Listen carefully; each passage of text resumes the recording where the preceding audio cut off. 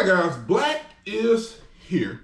And I want to tell you all a little story about, well, it ain't really a story, but it's the truth. All right, eBay. You know, I buy all my auto parts off eBay. I try to buy all new parts. You know, a lot of people think that eBay sell used parts. Yes, sometimes they do sell used, or as they call it, pre-owned parts, okay?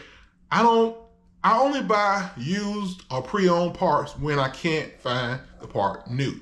For instance, I wanted a glove box handle for my Trailblazer. I couldn't find one new, so I ended up buying one used, okay? Now, as far as the new parts go, yes, they do sell some cheap new parts. I have bought some, quite a few. But sometimes you can get some pretty decent parts from them. Now, I bought a radiator for them and worked out just fine. I bought a, let me tell you what made me decide to make this video. My Trailblazer, I was looking at the video 9 years ago. Now, I bought my F-150 about 8 years ago. In September, it'd be 9 years, all right? So anyway, I replaced a, what do they call that damn thing? Auxiliary air pump on my Trailblazer 9 years ago. I bought it off eBay, I think for $80, brand new, all right?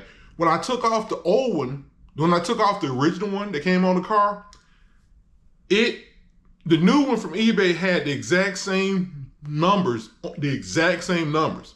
That air pump that was on my Trailblazer, I assume was the original air pump, because when I got the Trailblazer, it had about 65,000 miles. I'm assuming it was the original air pump. But it had the exact same numbers on it that the one from eBay had. By the way, I can't remember, I don't think AutoZone lists the part, I don't think, but I do know the dealer wanted $400 for this part, and I got it off eBay brand new for $80. And here it is 9 years later, and the part is still working. I'm not having any problem with the part. I bought a starter off eBay for my Cadillac, didn't have a problem, the little 200 miles that I used it.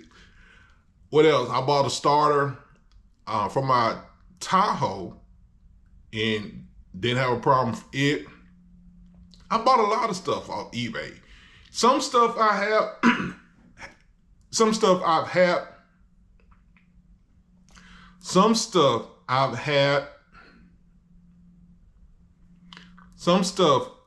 had problems with.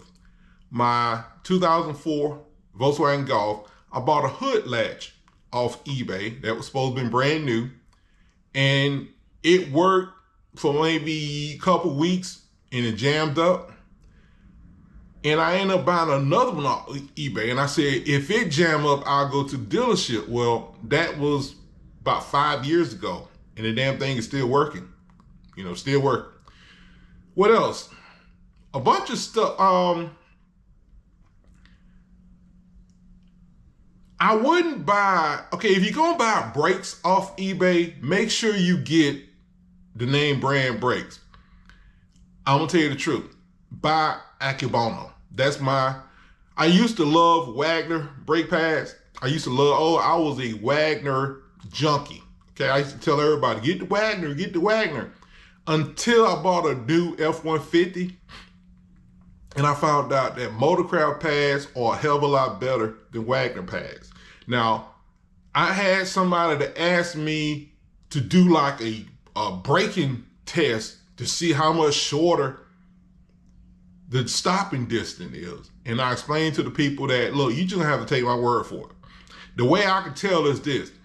The original brake pads when I put on my F-150, the original brake pads that came on my F-150, when you drive down the road, you put your feet on the brake and the truck would stop. You feel it stopping.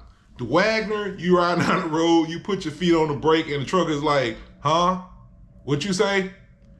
You step down on the brakes, and to get the truck to stop hard, you had to stand on the brakes with the Wagner. You had to stand on the brake to get the truck to stop. It would stop, but you had to stand on the brakes to get it to stop. Hard, that is. Also, when you did this, it would cause the rear ABS to come on. And the reason the rear ABS came on is because the rear pads had the original Motorcraft, and they have a lot more bite than the Wagner, I guess. And you know, the funny thing I say, if I bought my truck used and someone had put Wagner brake pads on the front, and I had drove it for the first time and noticed that the back wheels lock up doing hard braking, I don't know what the hell I would have thought.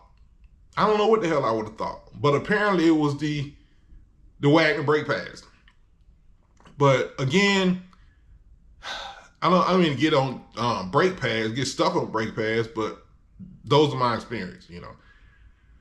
What else? I guess that's about all I can think of, right? I mean, I bought clutch fans for my Trailblazer, right? I bought about 3 clutch fans off eBay.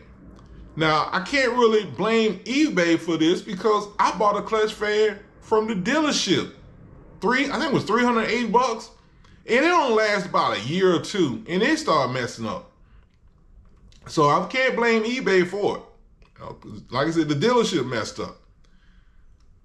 What else? So I don't really blame them for that. I mean, it's a lot of stuff I can't really think right now. I mean, I bought ball joints, well, for my Golf, and they did seem a bit stiff, but I don't think I've had any problems with them, as far as I know. What else? If you buy struts, do not, again, buy name brand struts. Please don't buy Detroit Axle. If you buy brake pads or rotors, do not buy Detroit Axle products, okay? Now, I was telling people that I didn't have a problem with their rotors, and I really didn't until I bought my Mercedes. Now, I put Mercedes brake pads from the Mercedes dealership, but I bought Detroit Axle rotors, cross drill and slided. They stopped, but when I first put them on, they gave off a lot of dust.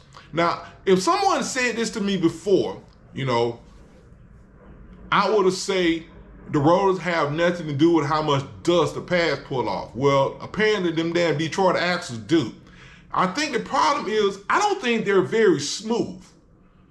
And because they're not smooth, they scraped off a lot of the brake pad. I mean, it was a lot of brake dust when I first put them on, I mean, for a good while. And at first I'm thinking that maybe Mercedes sold me some cheap pads, but I don't think so. I think it was just some sorry ass Detroit Axle rotors. So that, and when you put on brake, like when you drive down the road, you put on brake, especially if you put on brake hard, you hear this drone kind of sound.